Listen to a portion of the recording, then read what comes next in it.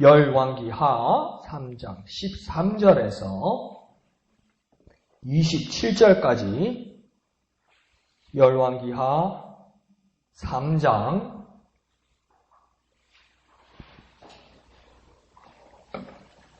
생명의 삶 6월 6일분 열왕기하 3장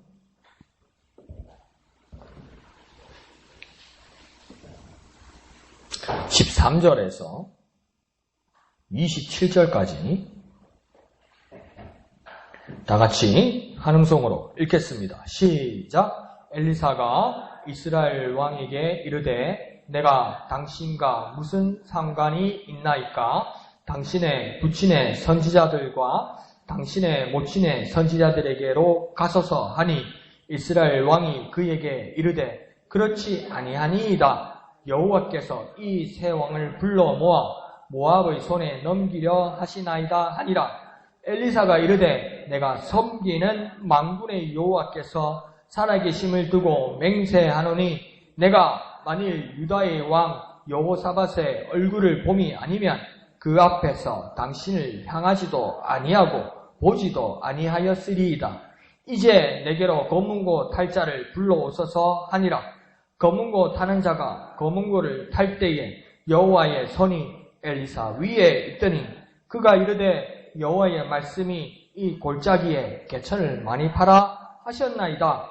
여호와께서 이르시기를 너희가 바람도 보지 못하고 비도 보지 못하되 이 골짜기에 물이 가득하여 너희와 너희 가축과 짐승이 마시리라 하셨나이다.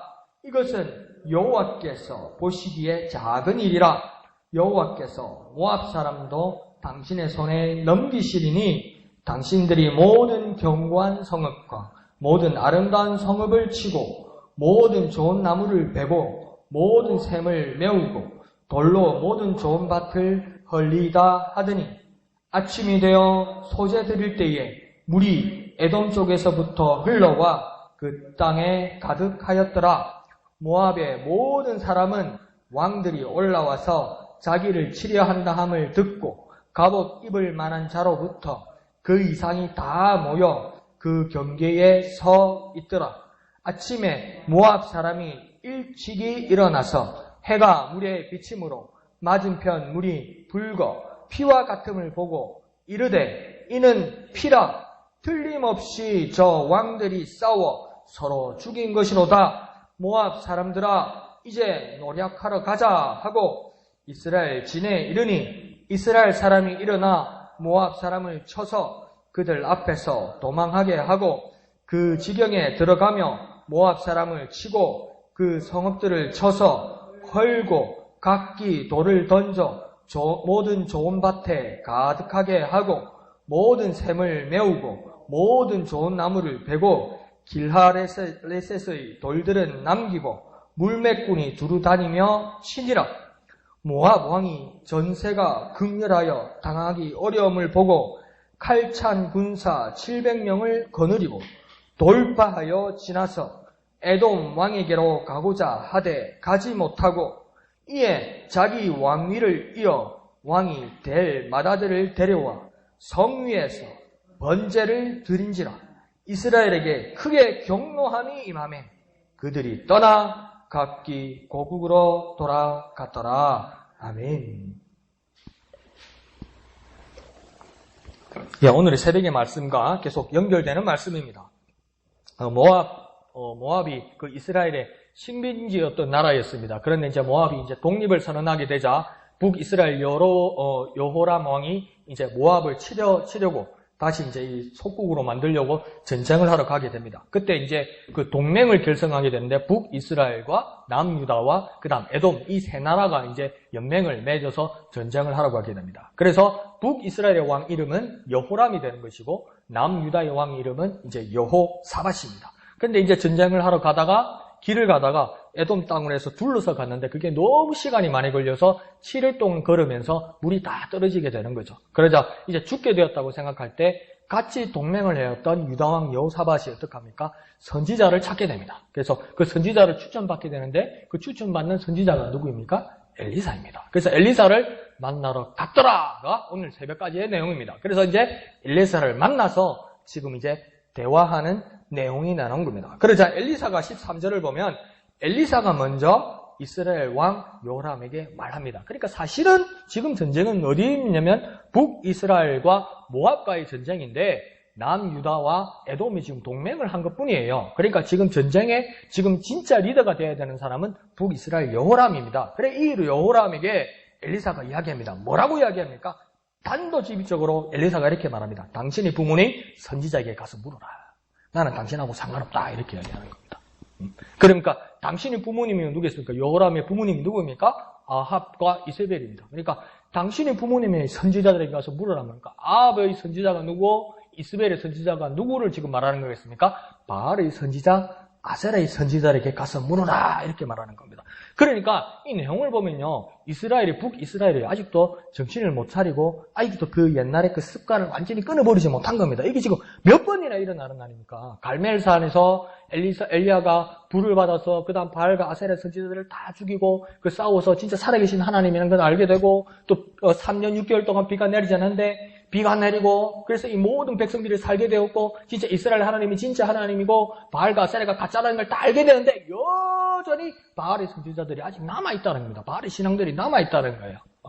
우상숭배가 그대로 남아있다는 거예요. 그것도 여기도 또 애매한 게 뭐냐면 오늘 새벽에 보았을 때 여호람은 어떻게 했습니까? 아버지와 다르게 아합과 다르게 어떻게 했습니까? 바알의 수상들을 없애버렸다고 이야기했는데 완전히 없애지 못했다는 겁니다. 그러니까 이 마음 가운데 뭐가 있는지를 모르겠다는 거죠. 여호람 마음에도. 그러니까 뭐랄까 여전히 바알의 신앙과 선지자들이 잔존하고 있다고 그대로 남아있다고 엘리사가 이야기하는 겁니다. 그러니까 웃기는 소리 하지 말라는 겁니다.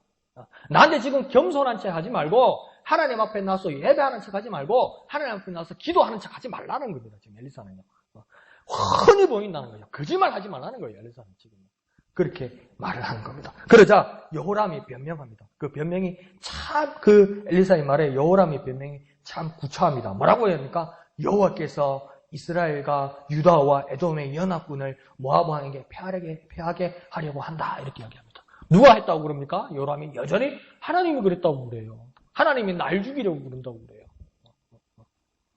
지금 바알이나 아세라가 대답하지 않았다고 이야기하지 않고요. 하나님이 날 죽이려고 한다 그래요. 그러면요, 저와 여러분 한번 대답해 봅시다. 이 사람 여호람은요, 하나님을 신앙하는 사람입니까? 아닙니까? 애매한 거예요.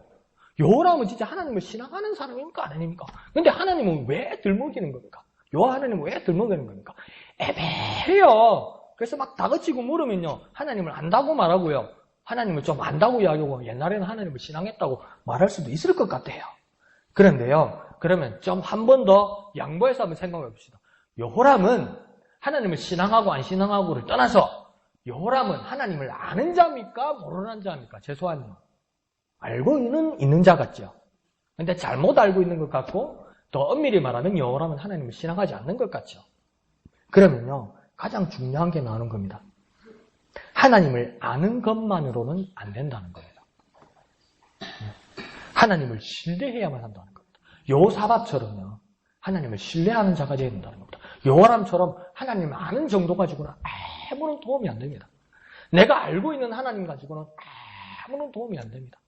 그럼 여호람 같아요. 근데 뭡니까? 여호사밧처럼 하나님을 신뢰함으로 행동하고 움직이는 자가 되어야 됩니다. 그래서 우리는 이렇게 결단해야 됩니다. 아는 것만으로는 안 된다. 신뢰해야 한다. 무엇을요? 하나님을 아는 것만으로도 안 된다. 왜요? 하나님을 신뢰해야 한다는 겁니다.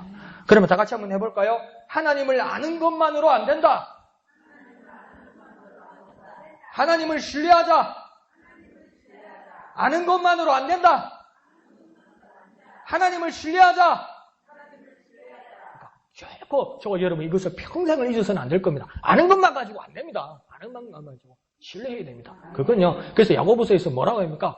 예수가 하나님이 아는 줄 누구도 알고 떤다고 이야기합니까? 귀신도 알고 떤다고 그래요. 귀신도 알아요. 그런데 아는데 여전히 귀신은 예수가 하나님의 아들 것을 알고 떨고 두려워할지라도 귀신이 그 삶이 변화됩니까? 변화 안 됩니다. 여전히 귀신입니다. 여전히 저주받은 영입니다. 아는 거 가지고 안 된다고요. 야고보서에서도 정확하게 말해요. 우리 어떻게 해야 됩니까? 신뢰해야 됩니다. 믿어야 됩니다. 그분을 따라야 됩니다. 그분에게 순종해야 됩니다. 그런 모습들로 우리는 나아가야 할 겁니다. 자, 14절에 엘리사가 이제 말합니다. 이게 뭐냐면요. 여호람한테 막 안 좋은 말 하고요. 니네 엄마 아빠한테 가라고 이래놓고요. 막 또 여호람이 대답하니까 말 같지도 않은지 엘리사가 그러니까 여호람에게 대답 안 합니다. 뭐라고 얘기합니까? 엘리사가 내가 여호사밧을 봐서 이런 식으로 지금 이야기합니다. 내용이 좀 뭐냐면 북이스라엘 여호람을 봐서는 은혜가 없다.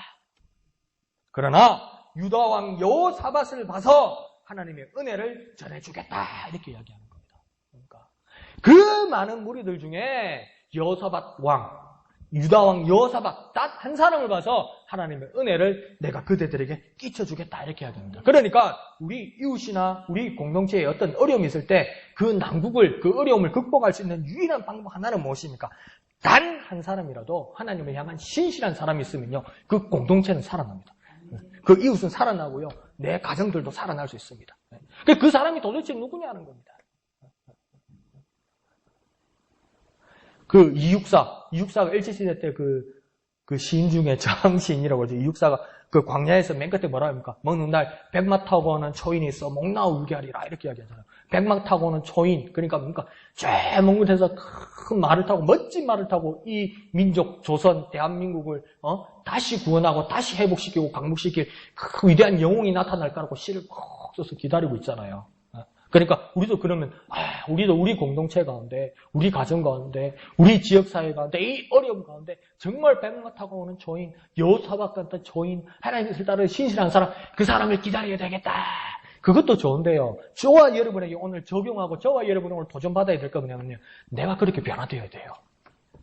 내가 그 사람이 되어야 돼요. 내가 그 한 사람이 되어야 되는 겁니다.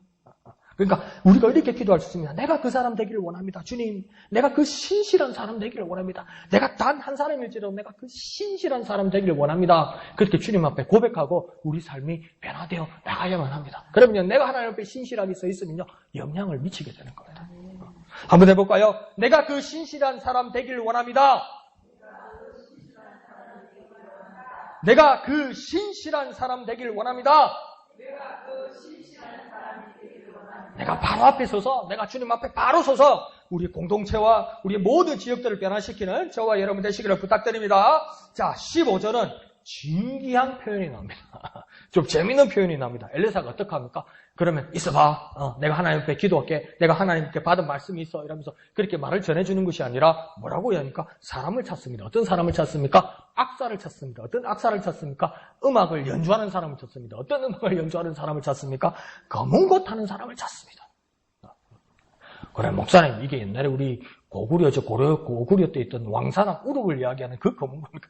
그런 검은고가 아니고요. 한글로 번역하다 보니까 똑같은 이름이 없으니까 줄로 만들어서 이렇게 현을 치는 걸, 뜯는 걸 같은 검은고라고 쓴 거예요. 그러니까 그 나라 나름대로의 악기가 있었다는 거죠. 그래도 이상하죠.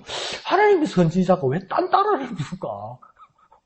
그러면 목사님은 이렇게 해석해도 됩니까? 어려움이 있으니까 기뻐하자고 하면서 우리 일단 노래방 가자 이런 거 아닙니까?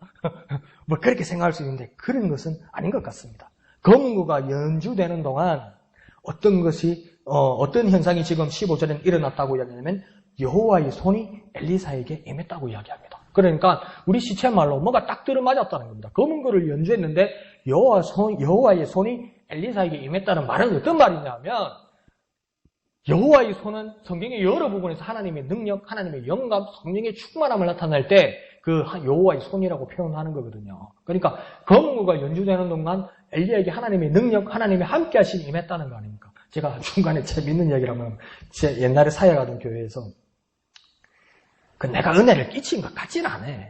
그런데 막 첫날 이렇게 막 설교를 하니까 또 새로운 스타일의 설교를 들은 거니까 막 교인들이 울면서 막 은혜 받고 막 이러면서 막 감사하고 막 기도하고 막 예배가 끝났는데도 계속 기도하고 이러더라고요. 나는 집에 가야 되는데 막 울고 이래서 막 내가 문을 못 걸어준 거 못 갈 정도로 막 은혜를 받았어요. 근데 2주 지나고 3주 지나고 2달 지나고 석 달 지나니까 어떻게 됩니까? 나중에는 뭐 은혜 끼치는 말씀도 있지만 책망하는 말씀도 있고 바뀌어야 될 말씀도 있고 이렇잖아요. 그 말들이 불편하잖아요.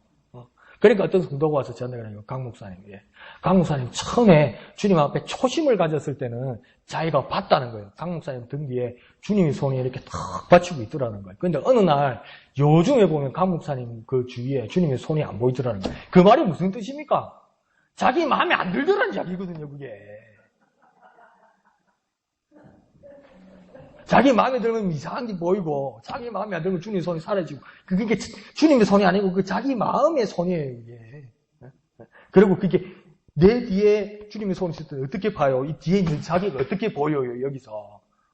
어디 엑스레이인가? 참 웃기는 이야기인데, 여기서는 뭐 그런 뜻은 아니고, 지금 엘리사에게 어떡합니까? 주님의 손, 주님의 능력이 임했다는 겁니다. 그럼, 아유, 목사님, 검은 거가 진짜 효험이 있는가 봐요?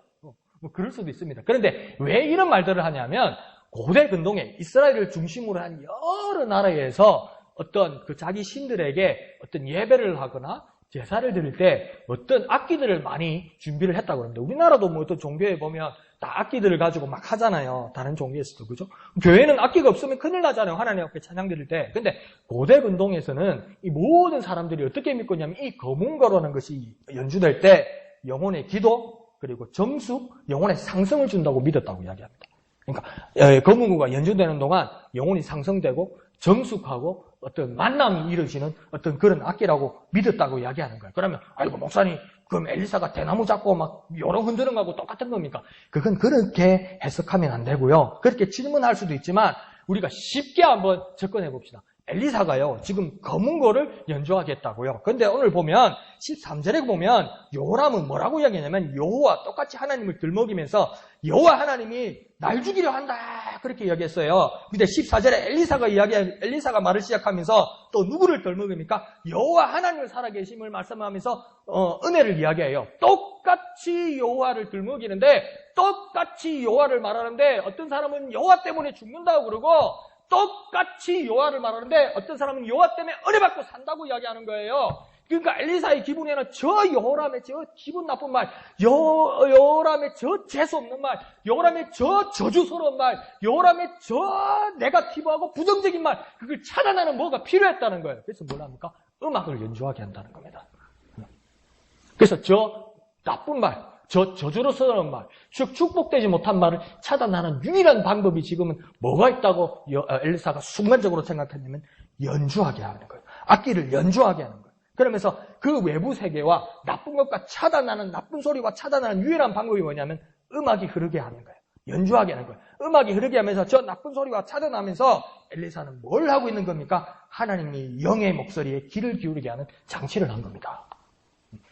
그러니까 어떤 사람들 그렇게 얘기하잖아요. 어떤 그 이해가 안 가잖아요. 어떤 미국의 목사님들 보면 하나님의 음성을 듣는 법 할 때 조용히 계십시오. 조용히 묵상하십시오. 밖에 어떤 소리가 나고 좀 마음이 어려울 때는 음악을 드십시오. 큰 음악을 틀어서 하시기 그게 이해가 안 갔잖아요. 근데 그 이유를 오늘 본문을 보고 조금 알 것 같아요. 그 음악이 효력이 있다. 그 주파수가 어떤 힘이 있다. 그렇게 말할 수도 있지만 우리 그런 거 다 내버려 두고 바깥의 소리와 하나님과의 관계없는 소리를 차단하는 방법 중에 하나라는 겁니다. 이게요. 엘리사가 그걸 했다는 겁니다. 그러니까 우리가 기도할 때도요. 우리가 기도에 집중하고요. 뭐랄까요. 기도의 그 영감, 기도의 능력 이게 어떤 거냐면요. 어떻게 보면 영감이라고 이야기하잖아요. 그러니까 우리가 성경의 개역 한글에서는 지금 엘리사가 엘리야에게 뭐라고 해요? 하늘로 올라가는 엘리야에게 당신의 영감을 갑절이나 내게 주소서 이러잖아요. 근데 지금 번역된 성경에서는 성령이라고 이야기하지만 그전에는 영감이라고 그랬잖아요. 그러니까 영감이 뭐냐고요, 여러분. 저와 여러분에게 영감이 뭐냐고요. 여러분 기도할 때 영감이 생긴다는데 그 영감이 뭐냐고요. 그 영감은 더 쉽게 말하면요. 영적인 집중력이에요. 내가 그렇게 하나님 앞에 기도하는 동안 다른 생각들, 다른 외부적인 것들, 어떤 잡념들, 다른 걱정들, 근심된 것들, 제약된 것들 싹 다 물러가는 순간 그게 뭡니까? 그게 영역입니다. 집중하는 능력이에요. 집중하는 능력. 집중되지 않습니까? 그러면요. 영감 달라고 기도하십시오. 하나님 앞에. 엘리사는 그 영감을 위해서 지금 악기를 연주하게 했다는 겁니다. 그러면서 이제 16절에 여호와의 말씀이 엘리사에게 임하셔서 엘리사가 뭐라고 얘기합니까? 골짜기에 개천을 많이 팔아 이렇게 얘기합니다. 그럼 그래 팔아는 대로 팔으면 되지. 참 그거 좋아요. 그런 믿음이 참 좋은 거예요. 하나님 하라는 대로 하면 좋은 거예요. 그런데요 우리가 만약에 그 현장에 있다고 생각합시다. 골짜기에다가 개천을 팔아. 이 말은 뭡니까? 쉽게 말하면 저 깊은 곳에 구덩이를 파라는 거 아닙니까? 산이 이래 봉우리가 있으면 산과 산 사이에 그 골짜기에 저 깊은 곳에 구덩이를 파라는 건 그게 물이 있습니까? 물 없지요. 왜 그런데 골짜기에다가 개천 구덩이를 파라고 이야기합니까? 쉽게 말하면요, 생각지도 않은 곳에 하나님이 물로 그것을 채우시겠다는 겁니다. 사람이 생각하지 않은 곳에 하나님이 그 일을 하시겠다는 겁니다요. 우리가 생각하지 않은 곳에요, 하나님의 응답이 있어요. 우리가 생각하지 않는 곳에 하나님의 응답은 분명히 있습니다. 그러니까 우리는 뭘 생각할 수 있습니까? 절망 중에 기도하고 계십니까? 도무지 보이지 않는데 기도하고 있으니까 그 자리에 샘이 터지는 자리예요. 그 자리는 하나님만 일할 수 있는 거예요. 내가 할 만한 일이 아니고 내가 예상할 때도 일어날 만한 일이 아니라면요, 내가 기도할 때 그곳에서 하나님의 역사가 일어나는 곳이에요. 그러니까 우리가 생각하지 않는 건요, 우리가 생각하지 않고 보이지 않는 건요, 그거 기회입니다. 기회예요. 그게 소망이 있습니다. 왜요? 하나님이 응답하시는 자리이기 때문입니다. 그러면 우리가 한번 정리해 볼까요? 다 같이 봅시다. 우리가 생각하지 않는 곳에 하나님의 응답이 있다. 우리가 생각하지 않는 곳에 하나님의 응답이 있다.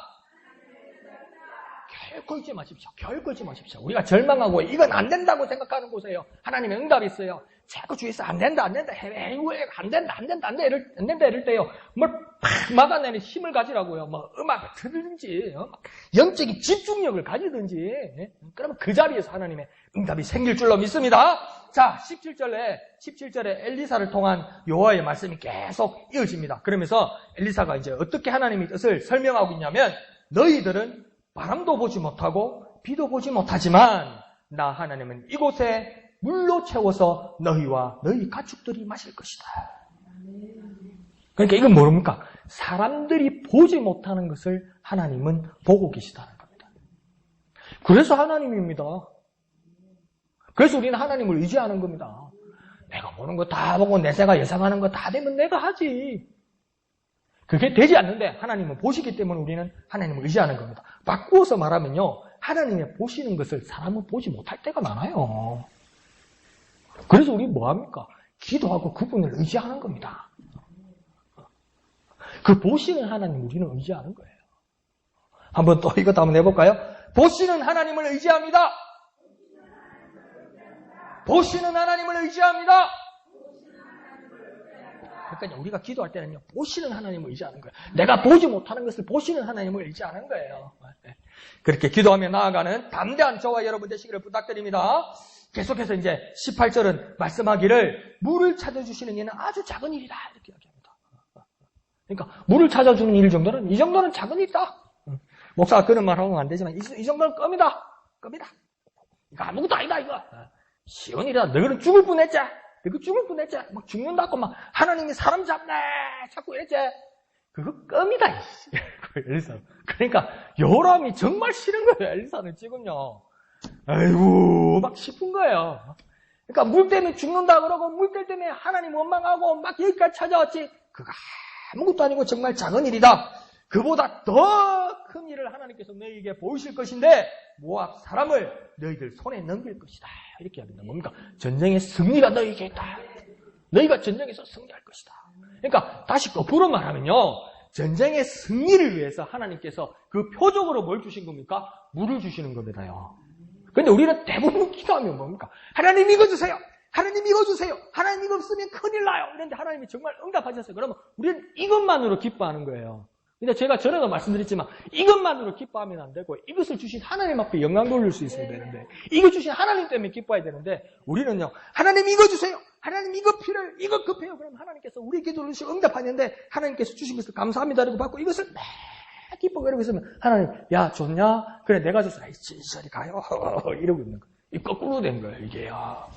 이것처럼 하나님께서 지금 목이 말라서 애타고 있는 이스라엘과 모든 연합군들에게 하나님께서 물을 주신다고 약속하셨지만 그것은 표적에 불과하고 진짜 큰 일은 뭡니까? 전쟁에서 승리를 주신다고 이야기하는 겁니다.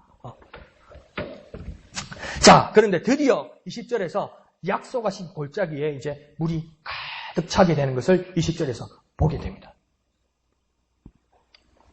근데 20절에 그 물이 언제 찼다고 지금 20절에 말씀하고 있습니까? 언제예요? 어느 때라고 이야기합니까? 아침 소재 드릴 때에. 이걸 우리가 큐티할 때 어떻게 풀어낼 수 있습니까? 목사님 소재가 뭡니까? 그러면 또 목사가 좀 안다고 곡식을 빻아가지고요. 한 에바 좀 빻아가지고 이걸 하나님 앞에 드리는 건데 혼자 소재만 드리면 안 되고 같이 섞어서 드리는 거고요. 또 가난한 사람이 드릴 수 있는 걸 그렇게 어렵게 가지 말고요. 뭐 할 때 하나님 응답하셨다는 겁니까? 제사 드릴 때, 예배할 때 하나님 응답하셨다는 겁니다.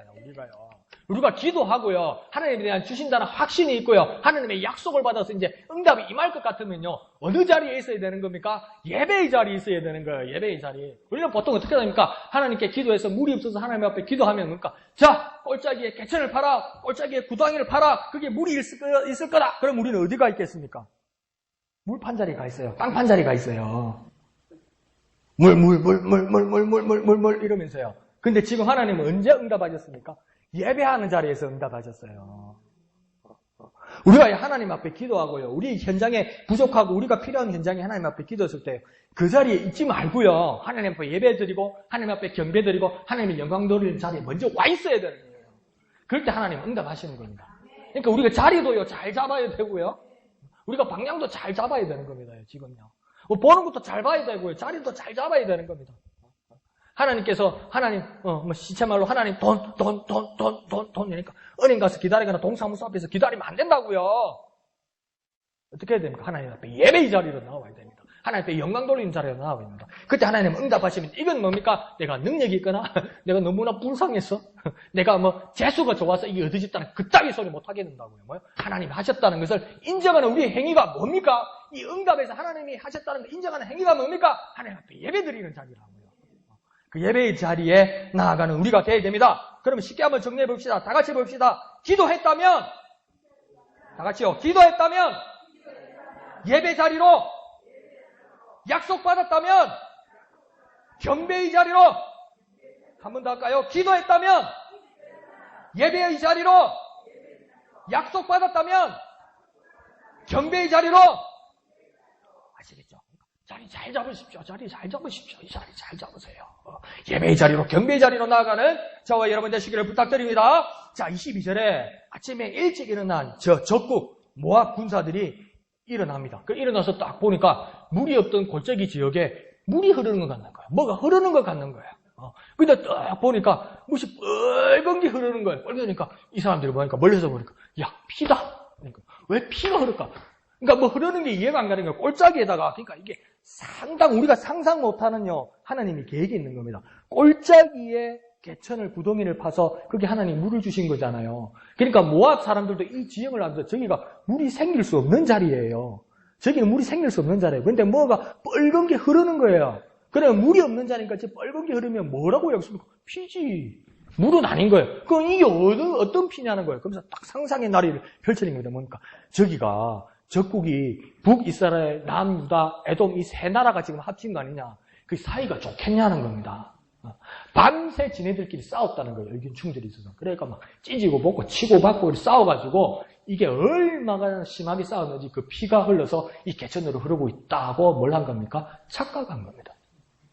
근데 왜 이걸 피로 착각하게 됩니까? 오늘 본문을 보면 물이 흐른 그 자리에 그것도 부지런해도 문제는 아침에 일찍 일어나서 해가 뜰 때니까 아침에 해가 뜨는 붉은 빛을 보고 반사가 되니까 이 물에 뭡니까? 붉은 빛이 반사되니까 빨간 보니까 야 피다. 그럼 피다. 이러면서 그 피는 지네들끼리 싸워서 지금 죽어가는 피다. 이렇게 착각했다는 겁니다. 그러자 24절에 그렇게 되자 뭡니까? 이 사람들이 착각했다는 겁니다. 착각이요.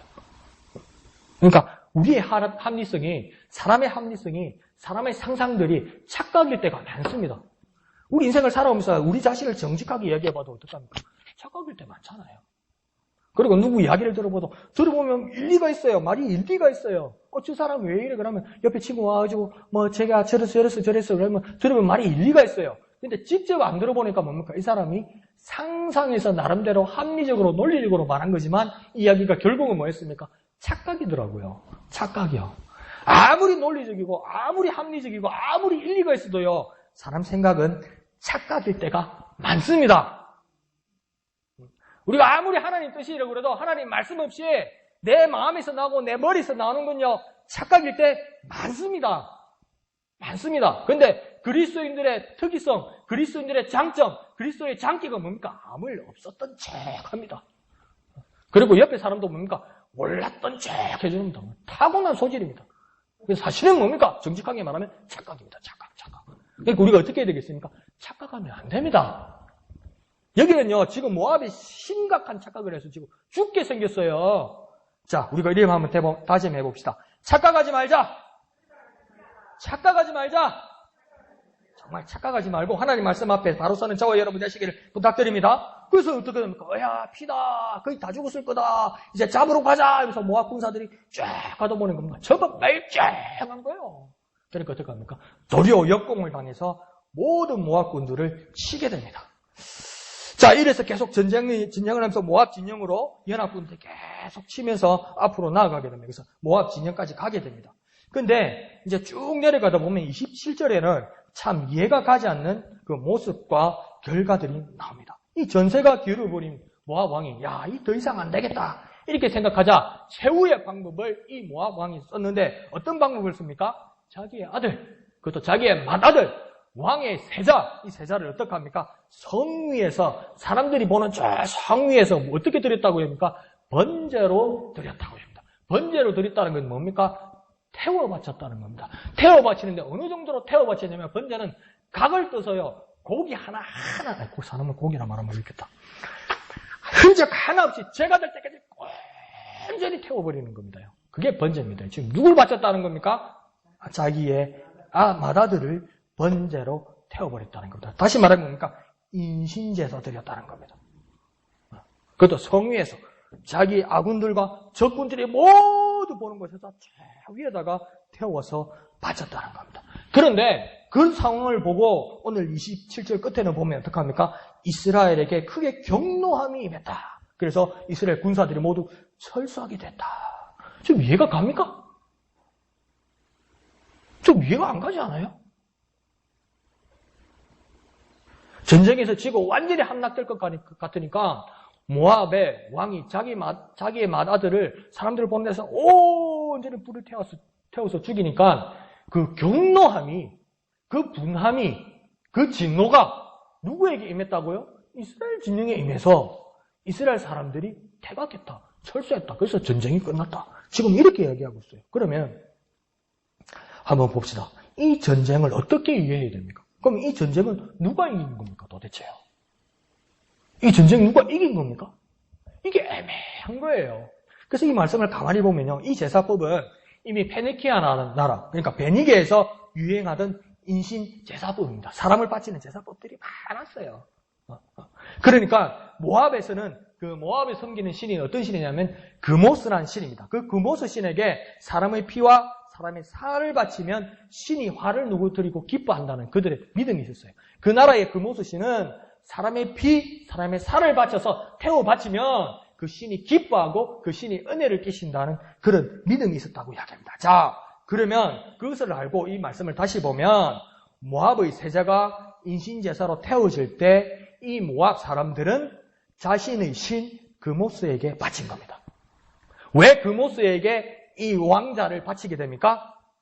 전쟁에서 이렇게 지게 되는 것, 모압 사람들이 전쟁에서 이렇게 지게 되는 것은 그들의 신 그모스의 진노를 샀기 때문이라고 믿는 거예요. 여전히요. 지금 우리가 전쟁을 지는 것은 우리의 신 그모스에게 잘못해서 죄를 지는 것이기, 전쟁에 지는 것이기 때문에 그모스의 경노함을, 그모스의 진노를 우리가 없이하기 위해서 그모스 앞에 우리 맏아들을 태워드린다 이러면서 태워 바친다는 겁니다. 그러니까 이 제사를 드린 후에 이 그모스 신의 경노함, 그모스 신의 어떤 능력, 그모스 신의 힘이 이스라엘 군을 퇴각하게 했다. 누가 그래 믿겠습니까? 모압 사람들은 그렇게 믿는 거예요. 이게요. 전쟁이 이렇게 끝나니까요. 모압 사람들은 이렇게 믿는 거예요. 안 그렇습니까? 그러면 또 다른 걸로 생각해 보면요. 근데 이 문제가 뭐냐면요. 나중에요. 이런 비참하고 이런 더러운 제사와 신앙의 방법이요.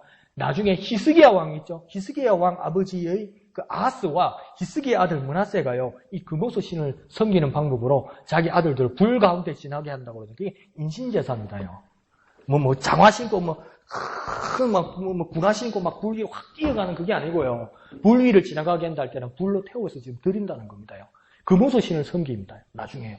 히스기야의 아버지와 히스기야의 아들들이요. 근데 이것을 나중에 이 제사를 철폐하고 이 제사를 드리는 장소가 나중에 뭐가 되냐면 예수님 시대에 뭐가 되냐면 예루살렘 성 밖에 있는 게헨나라는 곳이 됩니다. 이 게헨나가 뭡니까? 쓰레기 소각장입니다. 나중에요.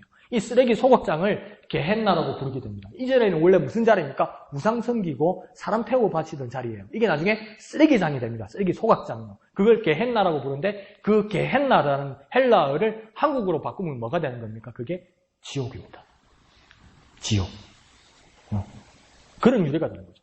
그 아주 나쁜 그런 모습들이죠. 자, 그러면 두 번째 생각할 수 있는 건 뭐냐면 또 하나의 생각은 이스라엘 공격이 그누스의 경노함을 사게 됐다고 이스라엘 군들도 그렇게 생각했다는 겁니다. 이스라엘 사람들도 야, 군무소 신을 잘못 건드린 것 같다. 그래서 그 경노함이 우리 이스라엘 군에게 임했다. 이렇게 생각하면서 도망했다는 겁니다. 그러니까 첫 번째 생각은 뭐냐면 모압 사람들이 그렇게 믿었다는 거고 두 번째 생각은 뭐냐면 이스라엘 사람들이 야, 금오소 신을 잘못 건드렸다 생각했다는 거예요. 첫 번째 생각은 모압 사람들의 생각, 두 번째는 이스라엘 사람들의 생각입니다. 자, 그러면 또 세 번째 생각인데 이 말씀을 어떻게 해석하냐면 여호와 하나님은 레위기를 통해서 이미 뭐라고 말씀하냐면 인간의 희생을 그만한 율법을 이미 주셨습니다.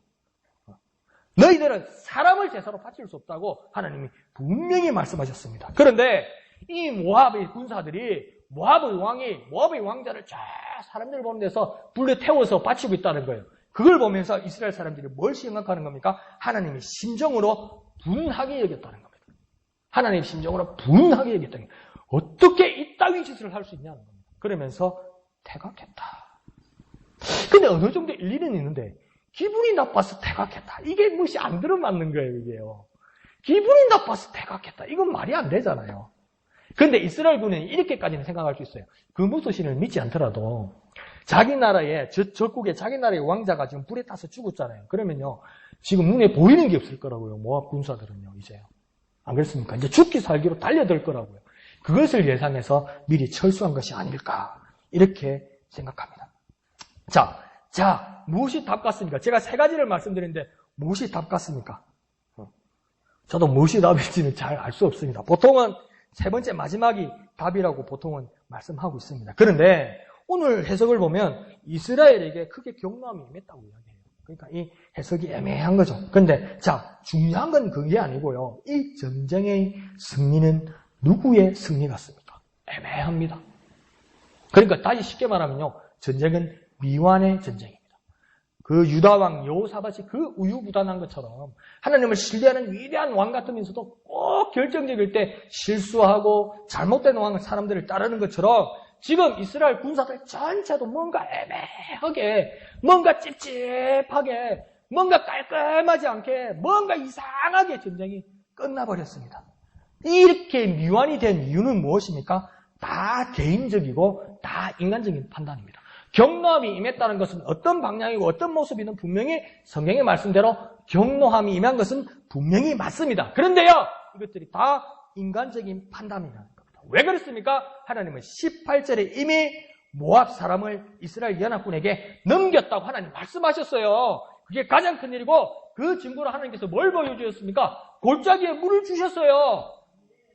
그런데 왜 끝까지 믿음으로 저 모압군들을 밀어붙이지 못한 것입니까? 미흡한 인간적인 판단 때문입니다. 인간적인 판단이요 마무리시키지 못하는 거예요. 하나님께서 계획하시고 하나님께서 이끄셨는데요 마무리를 인간적인 판단을 하다 보니까요 찝찝하고 미흡하게 만들어버리는 거예요. 해결하지 못하는 거예요. 사실은 우리는 어떻게 해야 됩니까? 하나님의 결정, 하나님의 판단에 절대적으로 순종해야만 하는 겁니다. 근데 그게요, 쉽지가 않은가 봐요. 그게요, 정말 쉽지가 않은가 봐요. 뭔가 마무리는 좀 내가 하고 싶고요. 마무리는 내가 깨끗하게 하고 싶고요. 뭔가 마무리는 인간적으로 내가 해결하고 싶고요. 매듭은 좀 내가 짓고 싶고요. 마지막 테이프는 내가 가시기질을 내가 좀 하고 싶고요. 사람이 좀 그런가 봐요. 사람은요, 다 그런가 봐요. 저도 그런가 봐요. 여러분도 안 그래요? 그런가 봐요. 여호사밧 보세요. 역대 남유다 왕이요. 선한 왕이 몇 명 안 돼요. 아사, 요시야, 히스기야 그 안에 들어가는 여호사밧입니다. 그렇게 위대한 왕인데 결혼 한번 잘못해가지고요. 내가 새벽에도 말했지만 내가 말할 자격은 없지만 결혼 한번 잘못해가지고 며느리 한번 잘못 들여가지고요. 이 집안이 쑥대밭이 납니다. 누가 결정한 겁니까? 여호사밧이 결정한 겁니다. 근데 여전히 그 사람은 선한 왕이라고 하나님이 평가하고 계세요. 그런데 그게 막강하지만 심각한 오류를 여호사밧이 행하고 있어요. 언제나 아람과 전쟁할 때 연합해서 아합을 따라가서 시급을 한 번도 안 봤습니까? 그런데 여호람이 가진다고 또 따라가는 이유는 뭡니까? 그게요. 아무리 하나님을 신뢰하는 사람 같고 아무리 믿음 있는 사람 같아도요. 순간에 실수하는가 봅니다. 순간이에요. 하나님이 약속하신 거 아닙니까? 지금 이스라엘 군에게요. 엘리사를 통해 하나님이 약속하지 않으셨습니까? 내가 너에게 물을 줬고 전쟁으로 승리하게 한다고 했잖아요. 그러니까 모압이 무엇을 하든 작두를 타든 불을 태우든 막 쇼를 하든 자해를 하든 왜 그게 영향을 받는다는 겁니까? 인간적인 영향을 받았다는 겁니다. 근데 우리는 인간적인 영향보다도 더 중요한 게 뭡니까? 하나님의 약속 아닙니까? 하나님의 명령 아닙니까? 그러면 우리가 해야 될 게 뭡니까? 하나님이 순종하는 거 아닙니까? 그걸 우리가 마무리할 때 결코 잊어서는 안 된다는 것입니다. 그럼 우리가 이렇게 한번 결단해 볼까요? 하나님의 결정, 하나님의 판단, 그것을 순종하게 하소서. 하나님의 결정, 하나님의 판단, 온전히 순종하게 하소서. 그래서 계속 내게 되뇌이고, 계속 내게 되뇌이고, 계속 내가 반복하고, 계속 내가 반복해서 정말 다시는 우리가 이런 실수를 하지 않도록, 우리의 삶이 이런 실수를 하지 않도록 온전히 하나님 앞에 들여서 온전히 순종하여서 온전하고 완전한 승리를 이룰 수 있는 저와 여러분 되시기를 거룩하신 예수님의 이름으로 축원드립니다. 기도하겠습니다. 하나님, 온전한 순종으로 하나님 앞에 영광 돌리게 하여 주시옵소서. 주님의 이름 크게 한번 부르고 다 같이 기도합니다. 주여! 거룩하신 아버지 하나님, 은혜를 감사합니다. 온전한 순종이 될 수 있도록 하나님의 결정, 하나님의 판단만을 따르는 우리들이 될 수 있도록 하여 주시옵소서. 하나님, 우리가 기도하였다면, 하나님 우리가 약속을 받았다면 예배의 자리, 경배의 자리로 나아가게 하여 주옵소서.